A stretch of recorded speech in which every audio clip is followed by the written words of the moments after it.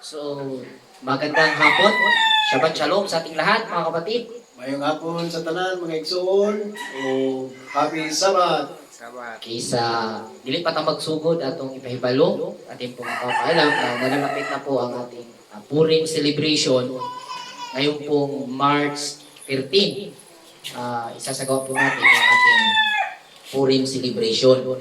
So, sa lahat ng mga mananampalataya na kasapi o kabilang po sa Tura Community na makapanood po nito, ang ating Purim po ay isasagawa natin ngayong March 13. Yan po ay ating ipapaalam bago pa natin simulan ang ating topic sa hapong ito.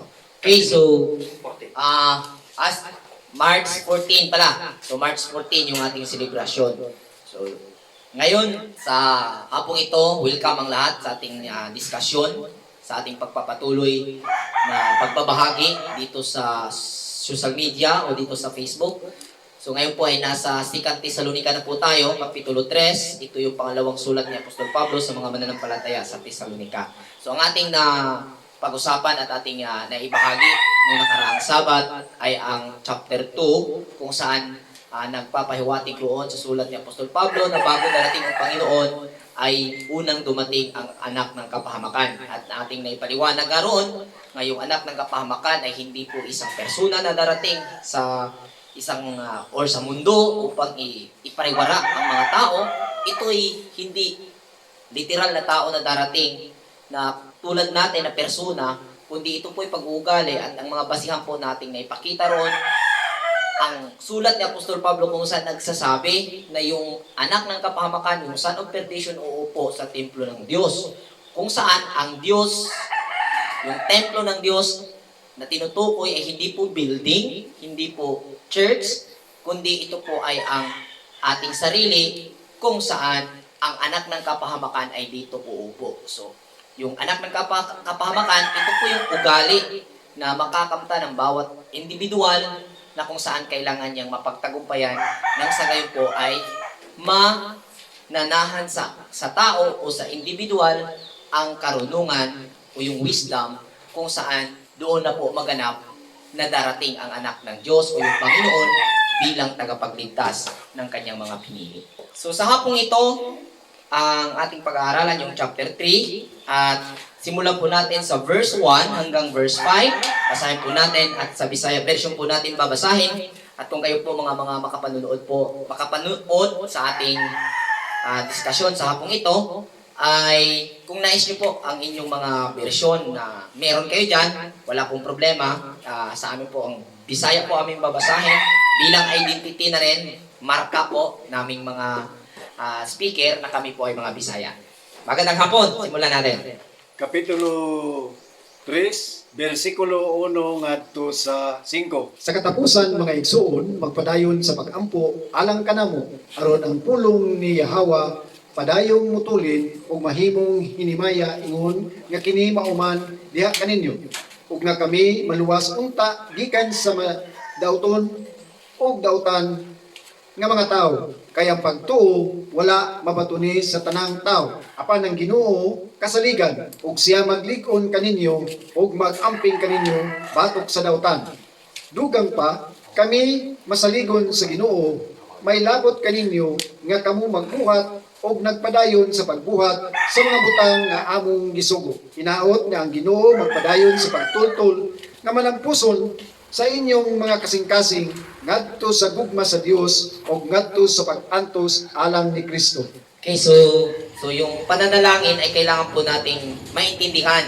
So, hinga natin ng opinion ang ating kapatid sa pangunawa niya tungkol sa pananalangin. Kasi lahat ng tao may panalangin.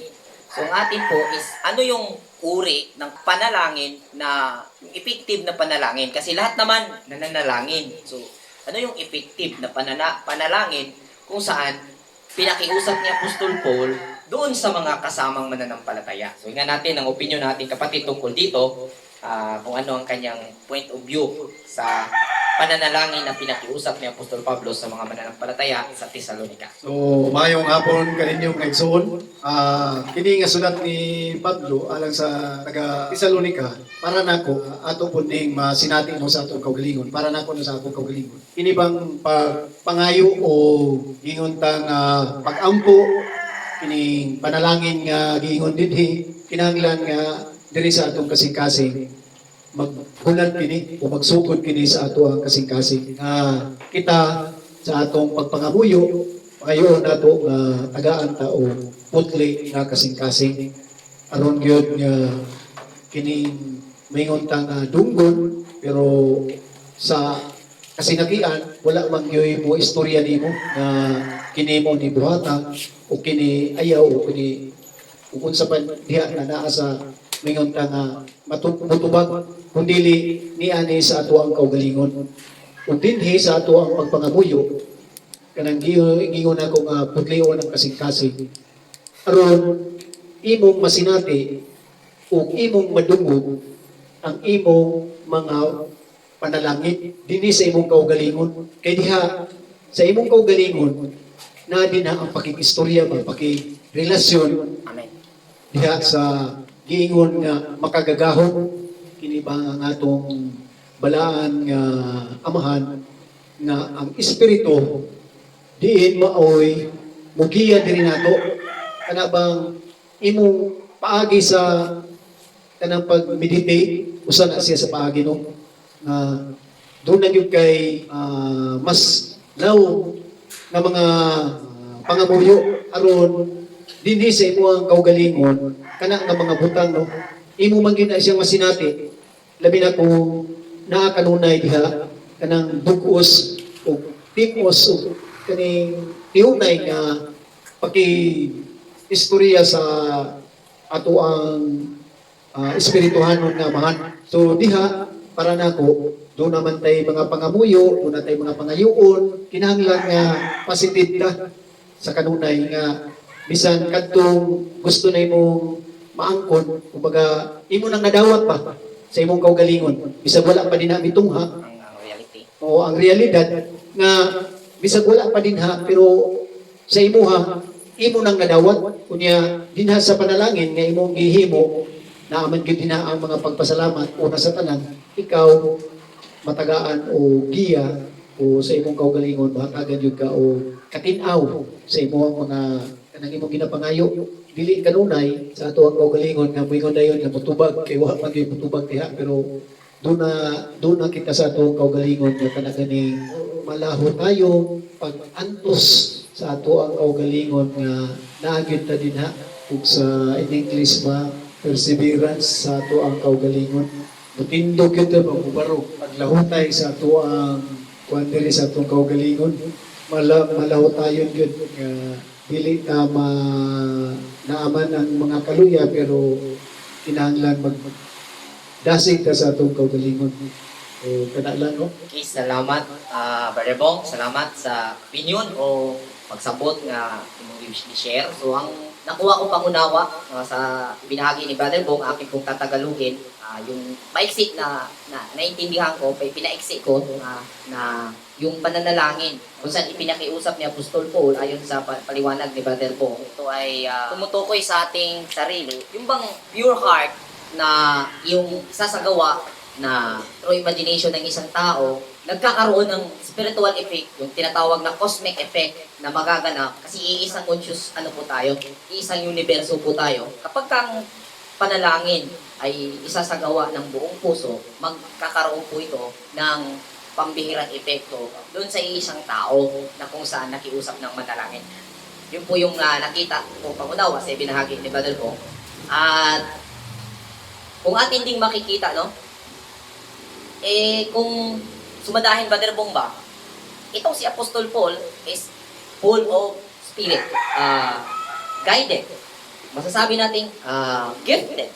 Bakit kailangang ipakiusap pa niya sa mga believers ng Thessalonica na ipanalangin sila sa Diyos? Nagpahiwatig ba ito ng kanyang pagdadalawa, kumbaga pag-aalinlangan kung saan kung ating titingnan yung capacity as a believer o as mananampalataya, higher ano po si Pablo Puron. Pero bakit kailangan na ginawa niyang pakiusapan na siya ipanalangin o kami, yung sinabi niyang kami is the team, kasama na doon si Timoteo o kasama niya sa ministry, na manalangin yung mga mananampalataya doon sa Thessalonica. Ang ano po dito, hindi po pagpapakita ito ng alinlangan, pag-aalinlangan ni Apostol Paul sa Diyos, na bakit di kaya siya na lang ang lalapit, bakit kailangan pa niyang pakiusap. Ito yung mga evidence na nagpapahiwatig, mga kapatid, na ang purpose ng isang samahan ng pananampalataya is unity. At isa sa gawa ng bawat pinakiusapang mananampalataya through prayer, through imagination, kung ano yung sinabi ni Apostol Paul, isagawa sa isipan ng mga mananampalataya during meditation, kung kaya sinabi ni Jesus Christ sa Matthew, umasok ka sa iyong lawak, sa iyong kwarto at manalangin, that is meditation, kung saan through imagination, kung ano yung pinakiusap na panalangin, isasagawa ng mga mananampalataya. For example, may isang kapatiran o isang tao nag-prayer request na siya ay nagkaroon ng karamdaman at siya ay nasa hospital. Ngayon, nag-send ng message doon sa GC o sa group chat o sa family group chat na please ipanalangin, nag-ask ng prayer dahil ganito, ganyan. So, hindi mo basta sabihin na lang, Panginoon, pagalingin mo siya ng kanyang karamdaman. Kasi yun yung traditional na isinasagawa ng Christians believer o Christians community na ganun, na lulod sa gilid at sabihin ang mataas na mga, sabi ko, galing, ganito, ganyan. Ang nakita ko, kaunawaan, na nakakabit dito sa application ng prayer na hiningi ni Apostol Paul is meditation, which is, kapag may nakiusap ng ipanalangin, ay maglaan ka ng oras at ariin na maging kalmado. So, ang iyong capacity, yung inyong isipan, damdamin, at ang iyong sarili, yung lakas, isagawa na maging calm, maging kalmado. So, first, na magiging unang hakbang para maging kalmado is yung proper breathing. Proper breathing para magiging mag-harmonize ang ating capacity, which is pagka nag-harmonize na ito, saka mo isasagawa yung imagination. Example, yung nandun sa hospital, naghingi ng prayer, nag-request, isasagawa mo, i-picture out mo sa iyong isipan ang kanyang sitwasyon at isagawa mo sa iyong imahinasyon ang kanyang sarili na ay magkaroon ng kagalingan. Isasagawa mo dyan sa iyong isipan, isang malaking contribution yan. At bago mo gawin, set your heart na magiging pure, na tumulong doon. At yun yung kapangyarihan eh. Ito yung kapangyarihan ng tao na hindi niya na-exercise. Ito yung kapangyarihan ng tao, ng human being, na hindi na-exercise. So, kailangan isagawa through imagination. At kapag marami ang nagsasagawa, mangyayari na makakatulong ito dahil dito nangyayari yung sinabi ni Apostol Pablo eh. Nitong huling mga araw, sabi niya, sulat niya ito nasa 1 Thessalonica yata, nung sinabi niya, hindi sa pamamagitan ng labanang literal, sa mga sandatang literal, magaganap ang labanan nitong huling mga araw. Kundi ang labanan ay magaganap dito sa buong universo sa pamamagitan ng espiritual na mga sandata. So, dito po sa isipan, dito po sa ating isipan magaganap yung prayer. So, imagine nyo po, isipin nyo to, ang source of all existing invention is yung ating imagination. Yung imagination na nasa bawat inventor, yun yung source ng lahat ng existing invention technology na pinapakinabangan ngayon ng humanity. So, imagine nyo po kung ano ang pambihirang nagagawa ng imagination sa ating realidad na kinagisnan ngayon.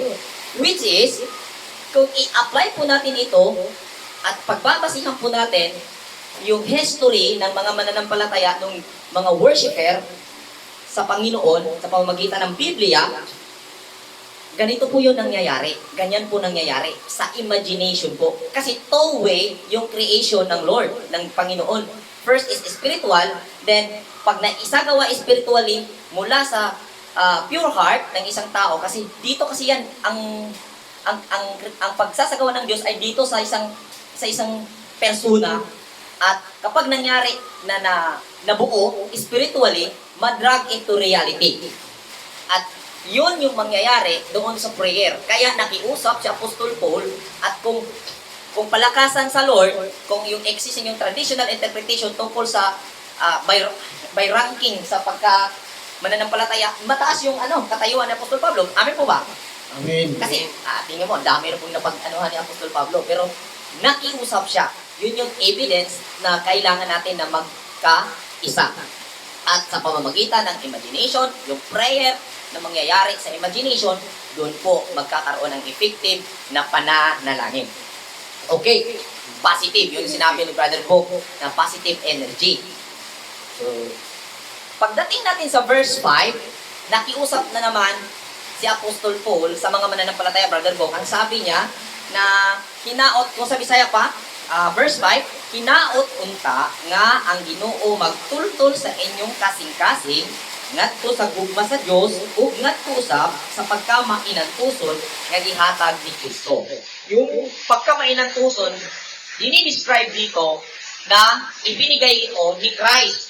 At yung Christ na sinasabi dito sa ating ipaliwanag na ng maraming beses dito sa ating programa, ang Christ ay ang karunungan na nasa sa atin. So, ano yung uri ng karunungan? Ano yung quality ng karunungan na meron ka? Yung din yung quality ng iyong perseverance na meron ka. Amen po ba? Kung low quality ang iyong karunungan, low quality din ang perseverance na meron ka. Kaya sabi, ay ano yan eh, weak ang taong yan. Kasi walang perseverance, hindi yan matyaga. Ano yan. Pero, yun ay base sa quality ng kanyang karunungan. At yung quality naman ng karunungan, ang source po niya na pinagbabasihan kung kaya yan ang nakamit mo mula sa Diyos ay ang iyong desire, ang iyong damdamin, ang iyong puso. So, ang prayer ni King David, ang sabi niya, "Buhati kong kasikati nga putli o Ginoo. Gawan mo ako ng dalisay na puso o Panginoon." Yun po yung prayer niya. At yun ang pinaka-importante. Without itong pure heart, hindi ka makakagawa ng pananalangin. Amen po ba? Amen. Kasi sa pananalangin, kailangan mo maging mapag-isa ng sandali. O kailangan mo ng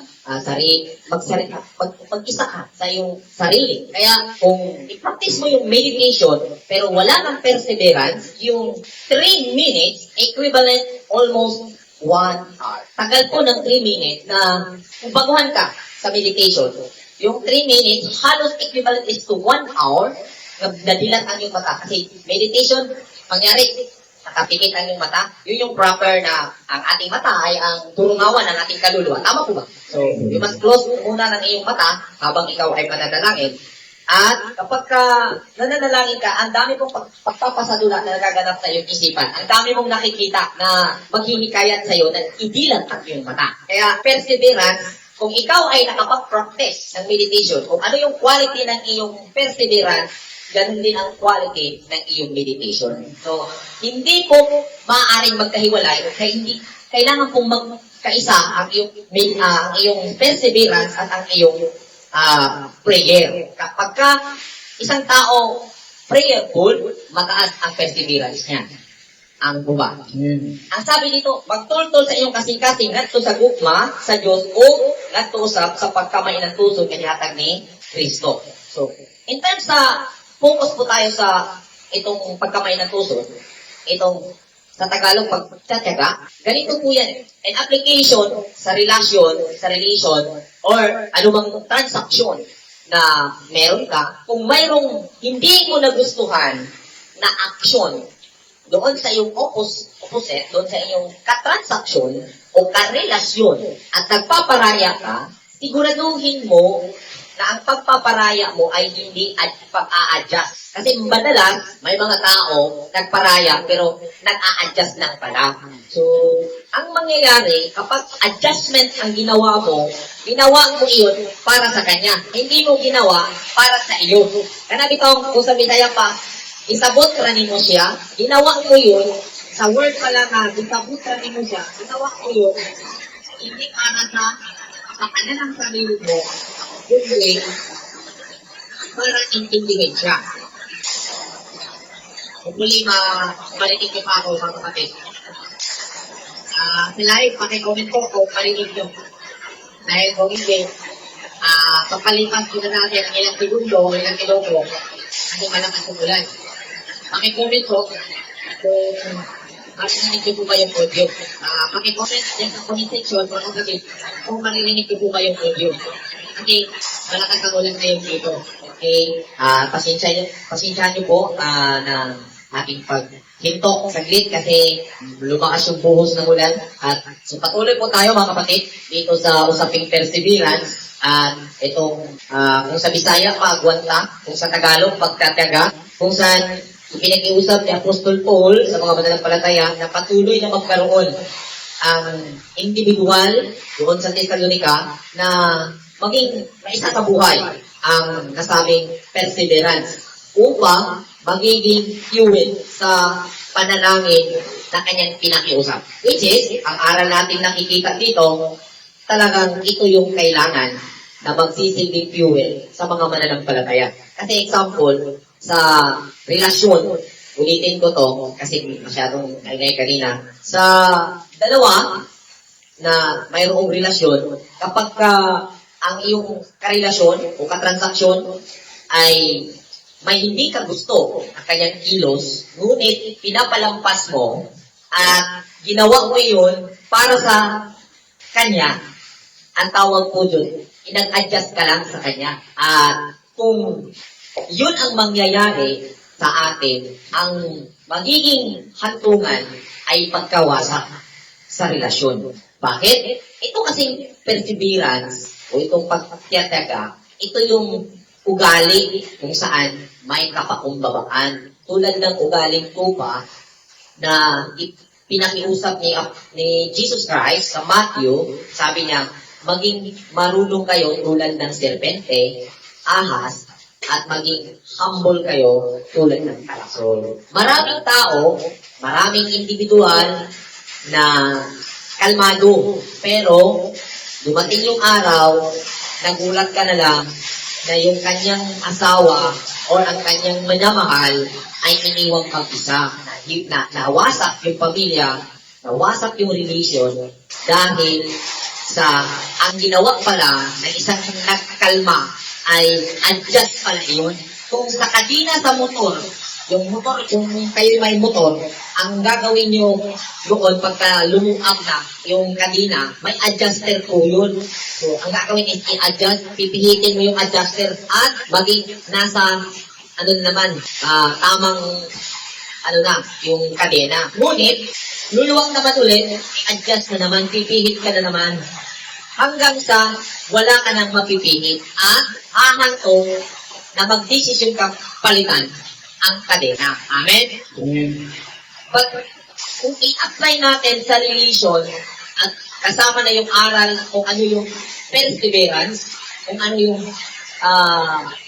pagtatyaga, ano yung ugaling kuba, ugaling kalapate, kung ang iyong pagpapakumbaba ay para sa kanya, mali yun. Kailangan na yung gagawin mong pagpapakumbaba para sa iyo, hindi para sa kanya.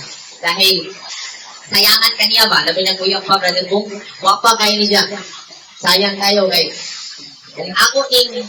Kung sabi saya pa, brother Fred, kung ako ni naginuto niya sa'yo, pati buwagan niya ko, yan inaya ko kita, wapa sama niya.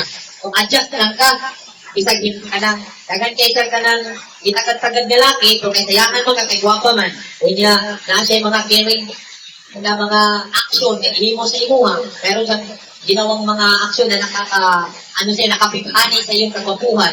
So ginawa mo mo lang, inotolerate mo lang yung mali na ginawa niya. So, dumating yung time na talagang nasira na kapag desisyon ka, naiwanan siya. So, yung aral na sinabi ni Jesus Christ, sabi niya, sino yung nagnanais na magkaroon ay mawawalan. Tama ba yun? Gusto kang makabaton? Bawal na hinoong ka. So, di na lang tamangan mo yung makabaton. Di na, bawal, mali palang mangarap tayo na magkaroon ng mga bagay. Kasi kung papangarapin natin, mawawalan ka na. Tayo pala yung mawawalan. So, kailangan natin maintindihan bakit may ganong statement aral na binitiwan. So, in connection sa ating pinag-usapan, yung maling paglagak ng iyong perseverance, ng iyong pagkakaroon ng kalmadong ugali, yung pagmamanifest mo ng attitude na pagiging kalmado, mali. Maraming magtuturo, kailangan natin ng attitude na perseverance, kailangan natin magkaroon ng pagtatyaga. So, paano isasagawa? Ngayon, ibabahagi ng Tura Community, ganito po natin gagawin. Ganito dapat ang gawin. Kung magkaroon ka ng magtatyaga ka, hindi para sa isang tao, kundi una para sa iyo. Kasi kung gagawin mo para sa kanya, tawag doon adjustment. At kaya na sinabi ko, pag naubos na yung adjust na ginawa mo, masisira yun. Kung kailangan mong palitan, kaya nawawasak yung relasyon. Pero kung para sa iyo, ang ginagawa mong pagpapakumbaba, yung pagtatyaga, darating yung araw na ang benepisyo ng iyong ginagawa, ang reward ng iyong ginagawa, ay malinaw sa iyo na ikaw ang makikinabang.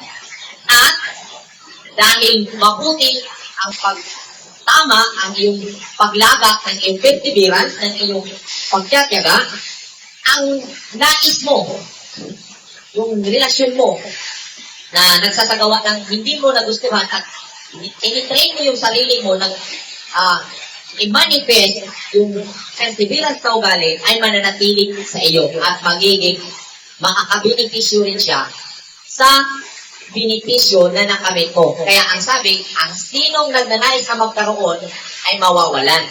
So, kung isasagawa mo yung mali na paglagak ng pagtatyaga, hindi mo ginawa ang pagtatyaga na idididikit mo sa iyong sarili, idididikit mo dun sa iyong karelasyon, mali ka roon. Ididikit mo sa iyong sarili dahil ang utos, love, iluhin, love God with all your heart, with all your soul, with all your mind. So, saan yun ilalagak? Saan yun isasagawa? Sa ating sarili. Kasi, yung God, yun po yung yung sistemang, yung isang sistema kung saan umiral tayo bilang pangunawa. Umiiral tayo bilang human being. Kung paano mo inaalagaan ang iyong sarili sa tamang pagtatyaga, you love God, you love Elohim with all your heart, with all your soul, with all your mind. Then, kapag nangyari yun, mai-extend ito or makakabahagi ka sa iyong kapwa. Kaya, unang utos, love God with all your heart, with all your soul, with all your mind. At pangalawa na yon, love your neighbor as yourself. Kaya yung pagtatyaga, kung gusto mo maglagak ng iyong time, ng iyong atensyon, first, para sa sarili mo. Kung saan mo yan, nagtatrabaho ka, para saan yan? Hindi yan para sa kung kanino, para sa sarili mo. Then, tamang paglagak yan, makakabenepisyo ka, at ang lahat ng nakasilong sa iyong tulda ay magkaroon ng benepisyo. Dahil mangyayari o nangyayari sa atin ang tamang paglagak ng ating pagtatyaga. Amin po ba? Amen. Ito yung kailangan nating maintindihan at maibahagi sa ating mga anak at lalong-lalo na sa aral na pinaglalaban ng mga mananampalataya. Hindi po ito magic, hindi po ito sabihin natin fantasy na sabihin mo lang sa Lord, manalangin ka lang, by the name of Jesus Christ, in the name of Jesus Christ, ay mangyari yung sinasabi mo tuwing nananalangin ka.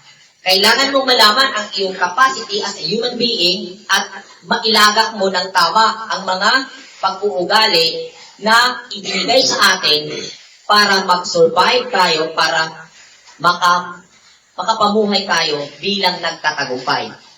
Hindi tayo nandito para magtatagumpay pa. Nandito tayo dahil nagtatagumpay na tayo. Nandito tayo para mamuhay bilang nagtatagumpay.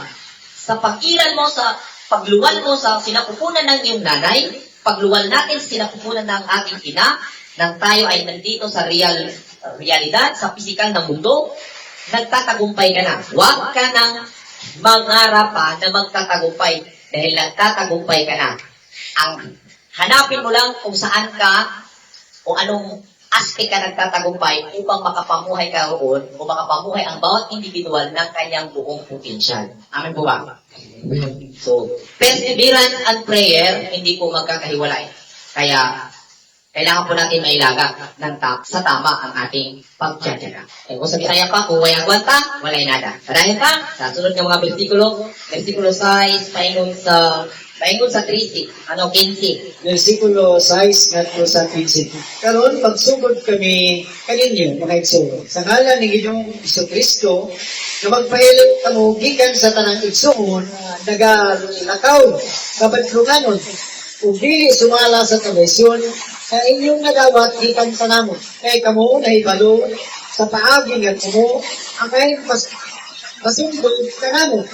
Tungod kay kami, wala mugawi na madlunganon sa inyong paliwanag. Minikaon kami sa pagkaon, gikan kang bisan kinsa na walay bayad. Sa sukway, pinaagi sa paghago o sa pagbuglay, pagabiro, kung paadlaw kami nagtrabaho, anong dili, magsangon o gaskusun, pagbukas, ang bisang kinsa kaninyo. Dili na kami walay otoridad, kung dili, aron kami makatanyag sa among kaugalingon, imong panagtindan kaninyo, aron sundungon kami. Kanyo sa liyap kami kuhan pa kaninyo, kami nagsumong na kaninyo. Kung adunay sinibuot ang trabaho, ayaw mo sa siya panama. Kaya kami, nakatulog na adunay pitila na naglakaw na patpunganon sa inyong kaliwala. Na wala kayo magtrabaho, apan nagilabot sa kabutang, na wala sila'y labot. Sa maong mga tao, kami magsuko o magtambag niya sa Ginoong Kristo na pinaagi sa pagtrabaho na magpalinawon sila magkaon sa pagkaon na katulad niyaguan. Sa inyong bahin, mga igsoon, ayaw pagtundang sa pagbuhat at maayo. Apan kung adunay dili pagmasinugtanon sa among pulong, pinaagi niinig sulata, pinanginin niyo siya. Pulong na sa pagpapituban kaniya, aron siya maunaw. Ginoon, ayaw siya isipang mag-away, kundi magpadayon sa pagpalihang mo kaniya, inong igsoon. Okay, so yung binata, pag-usap natin tulpon, kung kaya tumulat ka, sa mga mananampalataya at kapitalista, ay mayroong report na nakarating nila na mayroong mga kasaway ng mga kasama. Dahil na mayroong na-establish na ordinance kung saan matingin doon. Ito po yung isang bagay para sa lahat. Naging sanhi na yung mga puso ay nagkaroon ng pagkakataon ba ito dahil nga one thing in common. Yung iba ay mga oportunista na nandun sa grupo. Kasi hindi yan mawawala sa isang group. Mayroon talagang mga oportunista. Sa sinabi ni Apostol Paul, may nag-report, may nabibigatan doon sa church ng Thessalonica. Kung saan, sa early verses ng chapter 3, mayroong pakiusap na perseverance dahil nga mayroong mga pasaway na mga kagrupo doon sa Thessalonica. At sabi nga ni Apostol Paul, nagsagawa sila ng kanilang sarili, sa kanilang pagpaparoon ng may pagtataga at may pagsisikap araw at gabi. Kung saan wala daw silang kinakain na tinatanggap o pagkain na tinatanggap na hindi binabayaran. Kumbaga, iba yung ibinigay. Ang ibig ko sabihin kasi dito, ni Apostol Paul, hindi sila tumatanggap ng binigay o bigay. Iba yung bigay at iba yung itinitinda. Kasi ang possible kasi nito, itong mga tuso, mga abusado na nasa grupo, for example, may isa sa kasama sa grupo, may tindahan. Dahil nga malakas ang tiwala, malakas ang dating sa isang tao kasi kasama sa grupo, kumuha roon ng paninda at hindi binayaran. Nagkaroon ng pagpapabigat. So, ganun po yung dating. Hindi sa bawal o hindi tumanggap niya Apostol Pablo ng pagkain na ibinigay. Nung sinabi niya wala kaming kinain na hindi binabayaran. Ano po ang ibig sabihin po nun? Hindi po sila abusado. Na kung saan, kung ano yung baligya, yung tenda, yung paninda ng kapatiran o ng member ay kung tenda. Iba yung ibinigay. Baka hindi ginamit na mga namumuno tulad ni Apostol Paul, ang kanilang posisyon at a leader, at a spiritual leader, para pagsamantalahan ang mga mananampalataya. Kasi madalas, ang nangyayari, ang spiritual leader, kapag wala siyang control at opportunista siya, ang mangyayari po dyan, maaabuso niya ang mga mananampalataya. Kasi bilang member, andun po yung tingin ng mataas na respeto kung sa leader. So, ang nangyayari, nag-offer siya ng mga bagay na mga lagpas ba. So, yung tunay na spiritual leader, hindi siya basta-basta kakagat doon sa ibibigay.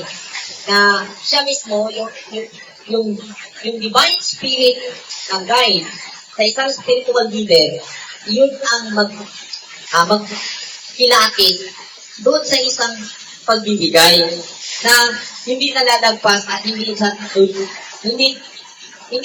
mapupunta doon sa pagkaabuso. Kasi kung ating titingnan sa existing situation, ganun po yung nangyayari.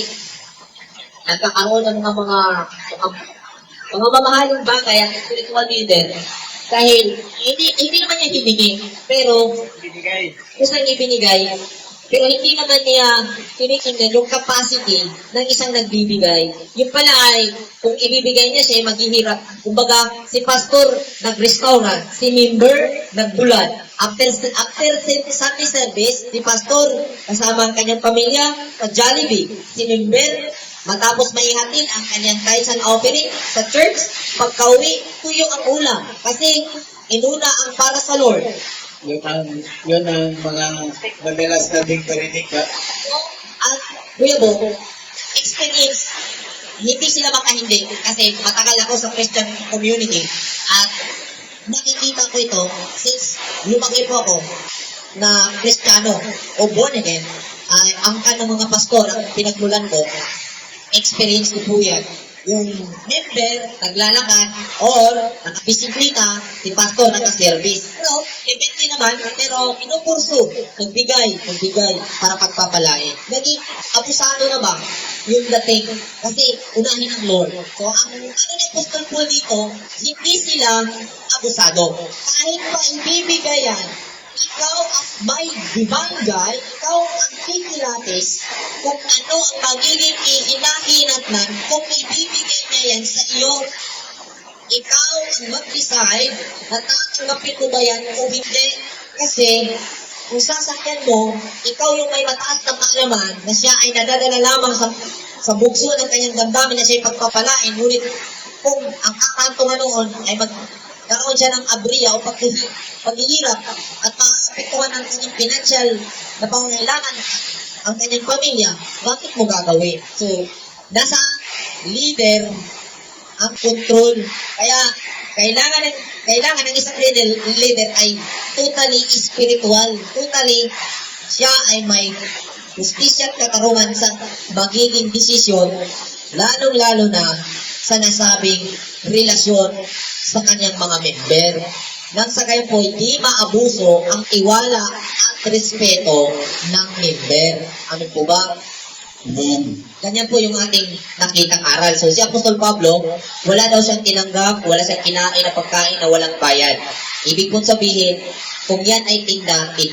May nakita kasi ako sa Facebook, isang pastor, pumunta doon sa member, nagtitinda ng isda, pinuntahan yung member, nagtitinda ng isda, si pastor mismo yung bumisita sa tindahan ng isda, sa palengke ng isang member. Siyempre si member, parang lumuntad sa tuwa yung kanyang puso, ibinigay ang panindang isda. Paninda yun. Siyempre, nag-offer ng bayad, hindi na tinatanggap. So, ako bilang leader, kapag may nakita ako na dyan, nandyan yung ako mismo iiwas. Kasi alam ko, ang respeto na kanyang ipapakita ahantong sa ganun at makamapiktuhan yung kanyang hanap buhay. At yung oras, sana nagtitinda siya sa ganung oras, tapos pagpupunta ako, mabala pa siya. Oh, ikaw, hanap ka ng proper time, may mga okasyon, birthday, siyempre kagandaan niya yan, pumunta ka. kung iniimbitahan ka, pero kung sasadyain mo, doon ang kanyang paninda. At sunod na linggo, punta naman tayo kasi binigyan siya ng Lord. Binigyan tayo ng Lord sa pamagitan niya, abusado ka niyan eh. O, bali, kung makasanayan na, yun ang makasano na. Oo. Tapos isipin pa, pinagpala tayo ng Lord. Ang pinagpala? Pinagpala tayo mga lingkod ng Diyos. Hindi. Ikaw mismo ang mag-assess. Baka nakakaabuso ka na. Ganyan po ang ating pangunawa. O kaya, ako, bilang leader, kapag ka may isang member na mayroong tinda o ano ba yan, hindi ako pupunta dyan. Kasi ang pangyayari yung possible. Pag ako'y nandun, pag pinapakain ako, hindi talaga ako pinapakaya. Di mo ba? Ganun po yung mangyayari. Magbibigay yan. Kasi kanilang puso. At pagbabalik ka sa susunod na araw, ay nakapagbigay na, naglalaro sa isipan yan. Kailangan ko magbigay na naman nandito. O baka ano na. Ganun po yun eh. So, huwag tayong gano'n. So, ang sabi ni Apostol Pablo, bilang ihiplo, wala kaming kinain na pagkain na hindi binayaran. Ang definition po nun, hindi sila abusado. Ikaw, as a leader, kailangan mong tingnan yung barometro, yung limitasyon. Kung may nagtulong sa iyo, ikaw, tulong na nagtulong. Ikaw ang maglagay ng barometro, hanggang dito lang ang tulong. Pagbigay ng tulong, nagbigay ng tulong. Tama po yung tumulong. Pero ikaw ang tinulungan. Hanggang kailan ka magpapatulong? Amin po ba? Amen. So, ganyan po yung nakita natin. Pagka lalagpas ka roon, wala kang assessment doon, wala kang gagawin, abusado ka. At ang payo ng Apostol Paul, huwag daw pansinin ng gano'n ay mahiya. Ganahan ka, di nakatagton. Imbis mo ato ka na to kay Juan, ulakaw na, kay nanasan to niya. Mauwaw naman tayo kahatag. Amen pa? Amen. Di na lang mo simba kay way kahatag. Di na lang mo tambong sa mga gatherings kay way ikaamot. Mauwaw sa pastor. Mauwaw sa leader. Ang gingon, dilitag doon. Kung nainana na nasa grupo, dilitag doon, pero dilisipin kung nakaaway. Huwag daw pansinin, pero huwag isipin kaaway. So, ang point is, kung isasagawa mo ang payo ni Apostol Pablo, may hindi ka papansinin, nakasama sa grupo, siguraduhin mo na yung intention mo ay isinasagawa mo yung prayer mo, yung intention mo, kung bakit mo ginawa yan, para turuan siya. Pero kung ginawa mo yan dahil galit ka, nagkakasala ka. Amin po ba? Amen. Kasi yung ginagawa ng isang tao, makikilati siya at makikilala kung anong uri, good ba yan or bad, through intention. At ang nakakaalam sa intention, ikaw at ang Diyos. Amin po ba? Amen. Kaya tayo, ang gagawin natin, i-clear natin yung ating intention kung bakit natin ginagawa. Ang mga nabasa natin, ay ipapasagawa ng mga nagsusulat sa Biblia. So, dito po, nagtatapos kasi medyo sa baba, pangungustahan na lang po ito. Malakas po yung buhos ng ulan. Magandang hapon sa lahat at happy Sabbath. Nawa po ay nakakatulong ng bahaging ito. At sa ating lahat po, nalalapit na po ang ating PISA announcement po. Ulitin ko yung ating Purim. Ngayon po, March 14 at yung ating PISA, possible po, ang ating schedule ay April 13. Sunday po yan ng gabi. So yan po ang ating PISA na mangyayari ngayong April. Magandang hapon, happy Sabbath, Shalom Aleichem. Aleichem. Shalom.